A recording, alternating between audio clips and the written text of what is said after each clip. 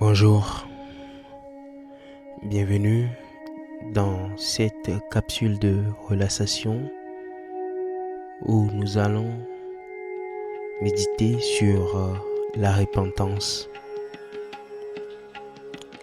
En effet, la repentance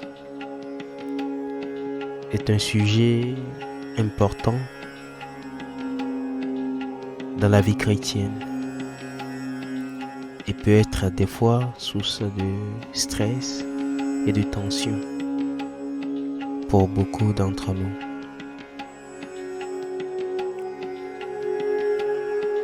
Je vous propose au cours de ce moment de relaxation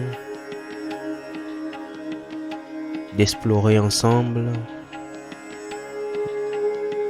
les différents versets bibliques qui nous parlent de la repentance.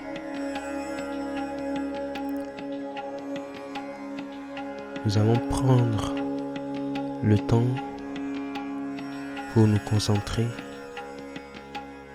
sur notre relation avec Dieu et nous ouvrir à sa grâce et à son pardon. Préparez-vous donc à vous détendre et à laisser aller toute tension dans votre corps et à découvrir comment cela peut vous aider à vivre une vie plus paisible et plus proche de Dieu.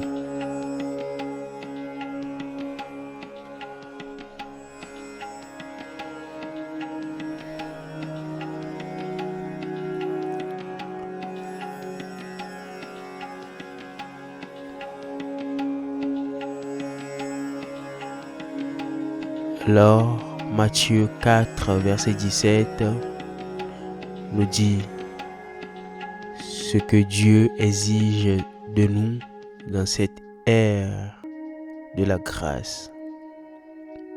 Il est écrit: dès ce moment, Jésus commença à prêcher et à dire: répentez-vous, car le royaume des cieux est proche.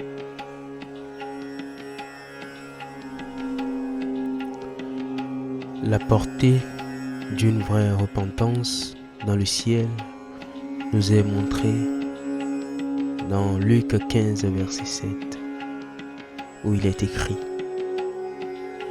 de même, je vous le dis, il y aura plus de joie dans le ciel pour un seul pécheur qui se répand que pour 99 justes qui n'ont pas besoin de repentance.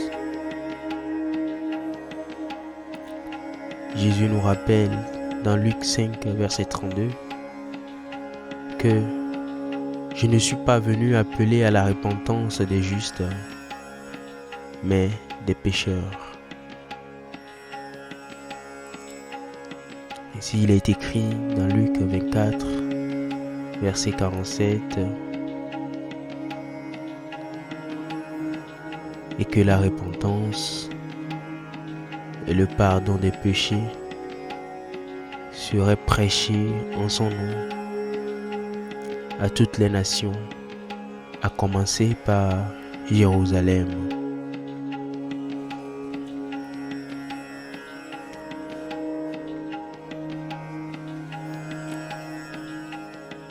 Bien-aimés, sachez qu'il est très important de se repentir sincèrement pour obtenir la miséricorde de Dieu.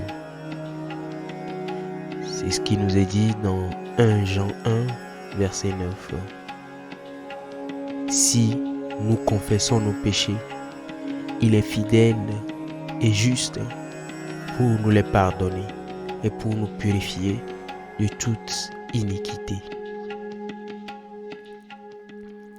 Dans Actes des Apôtres, chapitre 3, verset 19, l'apôtre nous invite à la vraie repentance en ces mots: Si nous confessons nos péchés, il est fidèle et juste de nous les pardonner.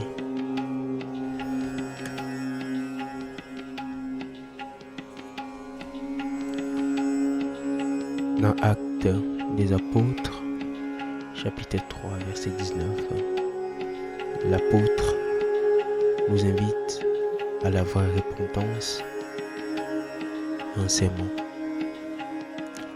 Repentez-vous donc et convertissez-vous pour que vos péchés soient effacés, afin que des temps de rafraîchissement viennent de la part du Seigneur et qu'il envoie celui qui vous a été destiné, Jésus-Christ, que le ciel doit recevoir jusqu'au temps du rétablissement de toutes choses dont Dieu nous a parlé anciennement par la bouche de ses saints prophètes. De même, Apocalypse 25, verset 16 nous dit: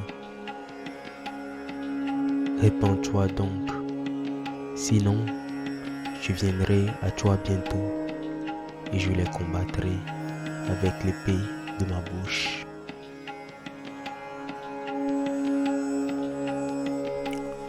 Jean 8, verset 34 à 35. En vérité, je vous le dis, leur répliqua Jésus, quiconque se livre au péché est esclave du péché. Or, l'esclave ne demeure pas toujours dans la maison. Le Fils y demeure toujours.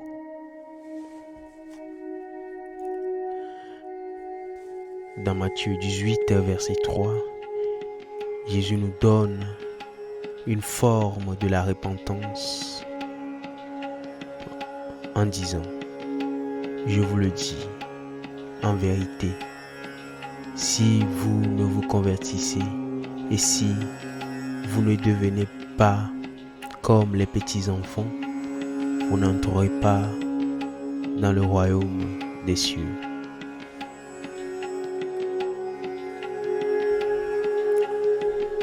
Jean 16, versets 12 à 13, la parole déclare: j'ai encore beaucoup de choses à vous dire, mais vous ne pouvez pas les porter maintenant. Quand le Consolateur sera venu, l'Esprit de vérité, il vous conduira dans toute la vérité, car il ne parlera pas de lui-même, mais il dira tout ce qu'il aura entendu, et il vous annoncera les choses à venir.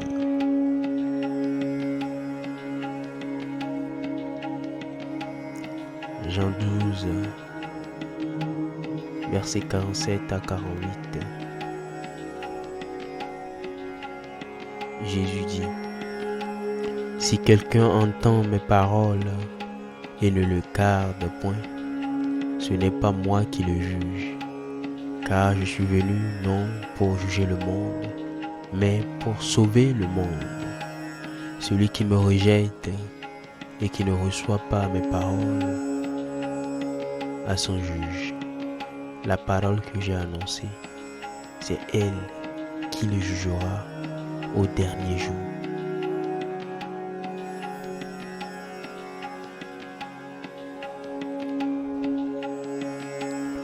Apocalypse 22, verset 14. Heureux ceux qui lavent leurs robes afin d'avoir droit à l'arbre de vie et d'entrer par les portes dans la ville.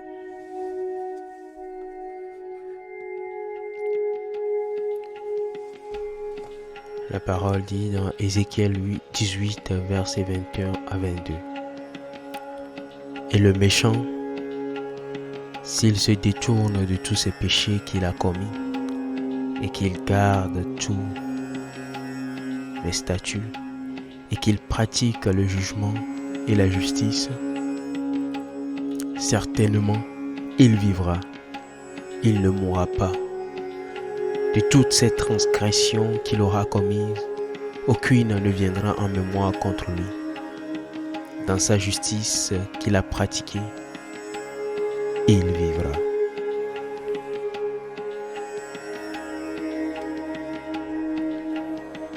Bien-aimé, je t'invite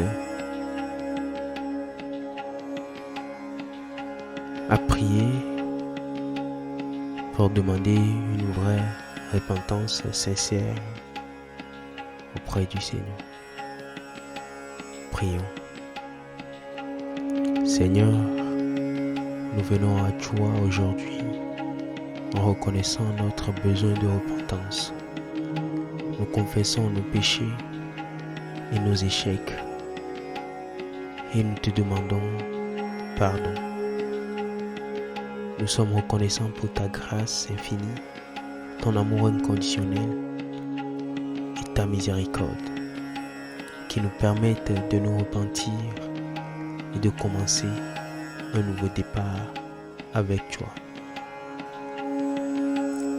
Aide-nous à changer nos cœurs et à nous tourner vers toi. Donne-nous la force de faire le bien et de suivre ta volonté. Nous te remercions pour le sacrifice de Jésus sur la croix qui nous permet de vivre en paix avec toi. Guéris nos blessures et libère-nous de la culpabilité.